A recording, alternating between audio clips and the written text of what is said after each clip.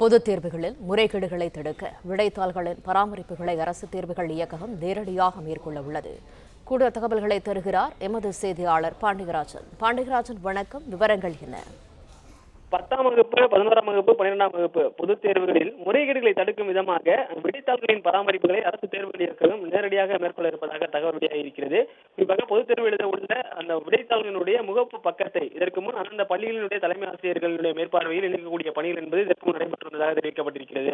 மதுரையில் கடந்த 2023ஆம் ஆண்டு நடைபெற்ற +2 பொதுத் தேர்வில் விடைத்தாளின் முகப்பு பக்கத்தை மாற்றி முறைகேடு செய்ததை கண்டுபிடிக்கப்பட்டிருந்த நிலையில் தற்போது மொத்தமாக அந்த விடைத்தாள்களுடைய அந்த பார்கோடு மற்றும் மாணவர்களுடைய விவரங்களை பதிவு செய்ய வேண்டிய பக்கங்கள் எல்லாம் விடைத்தாளில் இணைக்கக்கூடிய அந்த பணிகளை அரசு தேர்வுகள் இயக்ககம் நேரடியாக மேற்கொண்டு வருவதாக தகவல் கிடைத்திருக்கிறது. மேலும் அந்த முகப்பு தாள்களுடைய இணைப்பையும் மேற்பார்வையின் அரசு தேர்வுகள் இயக்கத்துடைய மேற்பார்வையின்படி மாவட்டம் தோறும் மையங்கள் அமைத்து மேற்கொள்வதற்கான அந்த பணிகள் தற்போது நடைபெற்று வருவதாக தெரிவிக்கப்பட்டிருக்கிறது. அந்த முகப்பு தாளில் சேதம் ஏற்பட்டு முகப்பு தாள்களுடைய பக்கங்கள் கிழிந்திருந்தால் அந்த தேர்வுத்தாள் செல்லாது என்கின்ற வகையிலும் அரசு தேர்வுகள் இயக்ககமானது தற்போது இந்த அறிவிப்பை வெளியிட்டிருக்கிறது.